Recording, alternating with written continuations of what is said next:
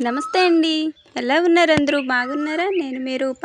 నేనైతే చాలా బాగున్నానండి. మీరందరూ కూడా బాగుండాలని మనస్ఫూర్తిగా కోరుకుంటున్నాను. నైట్ అయితే వర్షం పడిందండి. వర్షం పడిన రోజు ఏంటంటే నాకు ఇంటి ముందు నీళ్ళు పెట్టేది కొంచెం కలిసొచ్చిద్దనమాట. తేమగా ఉంటుంది కదా! నీళ్ళు పెట్టేటప్పుడు తొందరగా కలిసిపోతుంది. తొందరగా ఇంటి ముందు కల్లాపైతే అయిపోతుంది.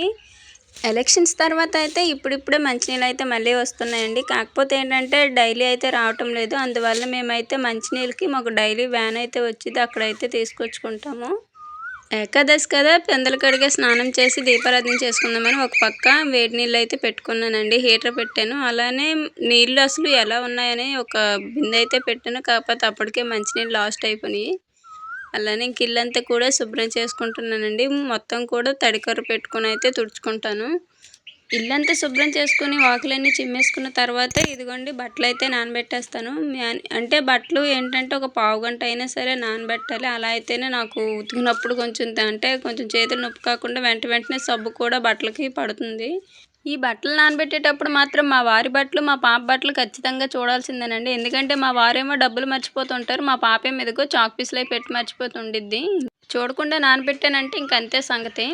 ఇంకా ఈ పనులన్నీ ఒకవైపు చేస్తూనే రైస్ అయితే కడిగి పెట్టేశానండి. ఎందుకంటే పాప స్కూల్‌కి వెళ్తుంది కదా! ఆ రైస్ వాటర్‌నయితే నేను మొక్కలకైతే వేస్తుంటాను. అలానే పప్పు కానీ వండేటప్పుడు కూడా పప్పు కడిగిన నీళ్ళు కూడా మొక్కలకైతే పోస్తానండి. అవి చాలా బలము.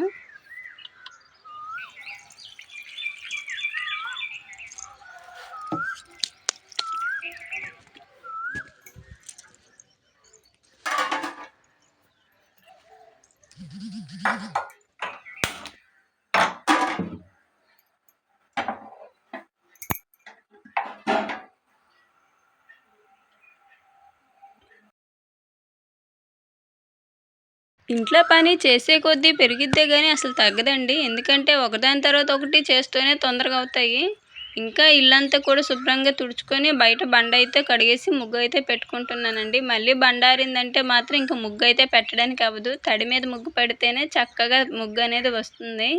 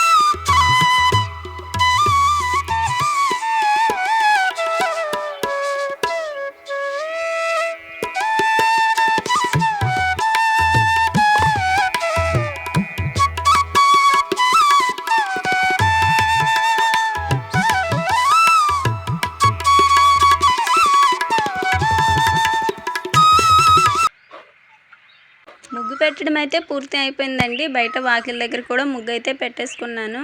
ముగ్గు పెట్టిన వెంబటనే ఇంకా ఒక్కొక్కటి ఇంట్లో పనులు అయితే స్టార్ట్ చేస్తానండి. ఎందుకంటే 8 గంటల్లోపే ఇంటి ముందు తులసికోట దగ్గర ముగ్గు పెట్టుకుంటే చాలా మంచిది. ఆ పైన ఎండ వచ్చిన తర్వాత నాకైతే ముగ్గు పెట్టబుద్ధి కాదు. అందుకే కొంచెం ముందుగానే ముగ్గు అయితే పెట్టేసుకుంటాను.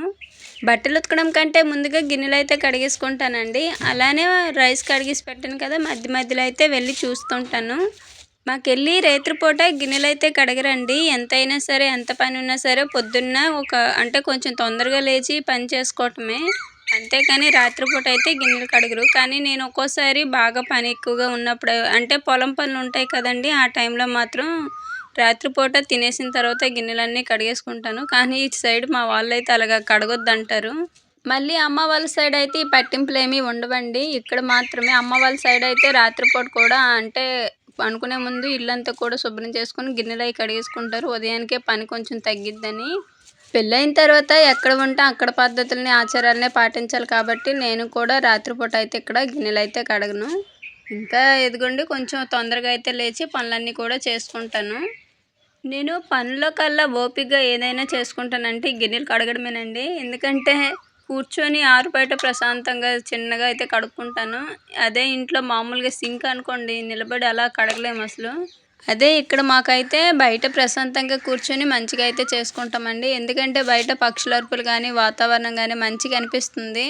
ఇంకా ఓపికగా ఎంతసేపు అయినా సరే గిన్నెలు అలా కడుక్కుంటూనే ఉంటాను. అందుకే నేను ఎక్కువగా బయట పని మాత్రం ప్రశాంతంగానే చేసుకోగలను. ఎందుకంటే నాది వంటగది కూడా చాలా చిన్నది కాబట్టి ఇంకా సింక్ పెట్టానంటే ఇంకా వంటగది అంతా కూడా తడి అయిపోద్ది. అందుకే మాకు ఎవరు కూడా పెద్దగా సింక్ అయితే పెట్టరు. ఎందుకంటే వంటగది చాలా వరకు చిన్నగానే మేము కట్టుకుంటాము. వంటగది చిన్నది చేసి ఆ పైన హాల్ కానీ, బెడ్రూమ్ కానీ ఇవైతే కొంచెం పెద్దగా అయితే పెట్టుకుంటామండి. నేనైతే అసలు మా ఇల్లు కట్టినప్పుడు ఇక్కడ లేను కూడా. ఇంట్లో ఏది కూడా అసలు నా ప్లానింగే లేదు. నేను ఉంటే మంచిగా కట్టుకునేదాన్నేమో. నేను అప్పుడు డెలివరీకి అమ్మ వాళ్ళ ఇంటి దగ్గరే డెలివరీ అయ్యి ఉన్నాను. సో అందువల్ల అయితే ఇల్లు కట్టేటప్పుడు అసలు లేను. నేను వచ్చేసరికి ఇల్లు కట్టి వచ్చేయాలని మా వారికి ఆర్డర్ వేసాను అంతే.